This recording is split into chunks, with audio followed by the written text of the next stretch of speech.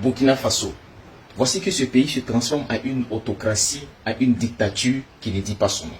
Quand tu parles, tu vas au fond.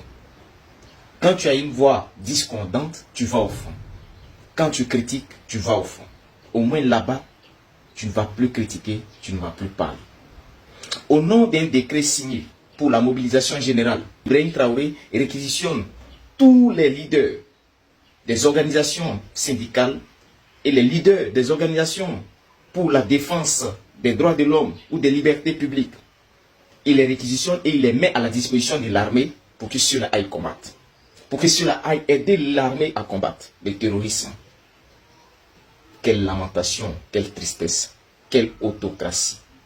Et le plus souvent, quand on dit à nos jeunes frères de ne pas applaudir ceux qui viennent au pouvoir avec des armes, ils braquent tout, ils commandent tout, par force. Et tout le monde doit faire ce qu'ils veulent, par force, parce qu'ils ont des armes, et non pas parce qu'ils ont des diplômes, eux non pas parce qu'ils sont aimés, et non pas parce qu'ils ont la masse avec eux, parce qu'ils ont des armes. Ils disent non, non, non, non, vous ne voulez pas de nos biens. C'est parce que vous ne voulez pas de nos biens, ou bien c'est parce que vous êtes des vendus que vous souhaitez qu'on efface. Mais dites-moi, au nom de quoi un État qui a recruté beaucoup de militaires, un État qui a recruté beaucoup de jeunes volontaires pour la défense de la patrie, les VDP, un État qui a recruté tout cela, et quand on va au fond, ceux-là se font tuer en masse, notamment les jeunes là, des jeunes volontaires, qui en réalité n'ont pas bénéficié d'une bonne formation, se font tuer en masse. Mais au nom de quoi, si tout ça n'a pas réussi en fait à finir avec cette histoire des terroristes, au nom de quoi des leaders, des organisations syndicales peuvent changer quelque chose dans la donne, peuvent changer quelque chose dans la guerre. Au nom de quoi? Tout simplement parce qu'on veut taire, on veut faire taire toutes les voix discordantes. De telle sorte que la jeunesse de notre État soit pour nous seulement. De telle sorte que la gestion de notre État soit pour nous seulement. Qu'on ait de compte à rendre à personne. Que personne ne nous critique. Et ça, c'est une dictature farouche. Et le Burkina sera un pays fermé. Peut-être plus même que l'Érythrée, à un moment donné. Alors, la jeunesse doit à un moment donné comprendre que des jeunes sans formation politique, qui font éruption dans un État avec des armes pour commander tout, en ce 21e siècle-là, ne devraient convaincre personne. Il ne faut pas vous laisser convaincre avec des armes, ou bien par force.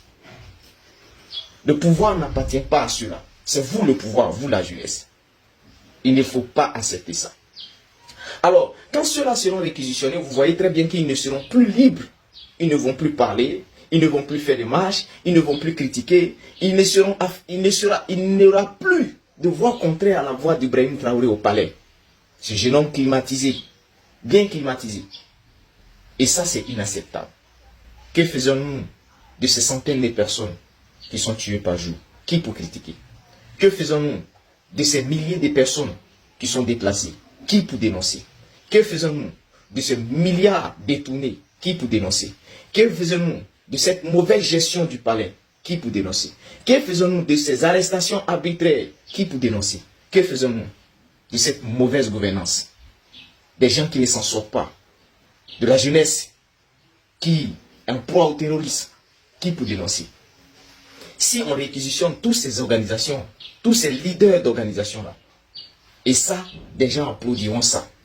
Dans un pays où depuis 2015, il y a plus de 16 000 morts, et si ces 16 000 morts, plus de 5 000 d'entre eux, depuis la prise de pouvoir d'Ibrahim Traoré, à lui seul, il a un bilan catastrophique. Mais il n'a qu'une seule chose, un discours qui plaît à la jeunesse. Un discours panafricain qui séduit cette jeunesse lobotomisée. Cette jeunesse qui à un moment donné ne réfléchit pas suffisamment. Et ça, c'est lamentable et c'est indigne.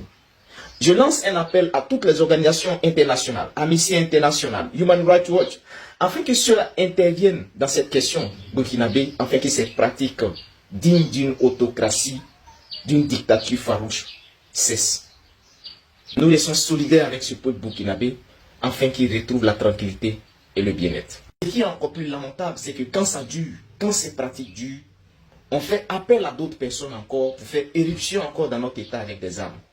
Parce que le coup d'État n'appelle que des coups d'État. Et ça doit cesser. Alors, nous ne pourrons critiquer que de l'extérieur. Parce que imaginez que j'étais à l'intérieur, je serais réquisitionné pour aller combattre. Je ne pourrais plus en parler encore. Et ça, c'est inadmissible. Merci de critiquer partout où vous êtes, quel que soit le pays où vous êtes. Parce que s'il n'y a plus de gens qui peuvent parler pour d'autres personnes, s'il n'y a qu'une seule voix dans un pays, ce pays est bien parti pour attraper la voix de l'abîme et de la désolation. Peace and love to Burkina.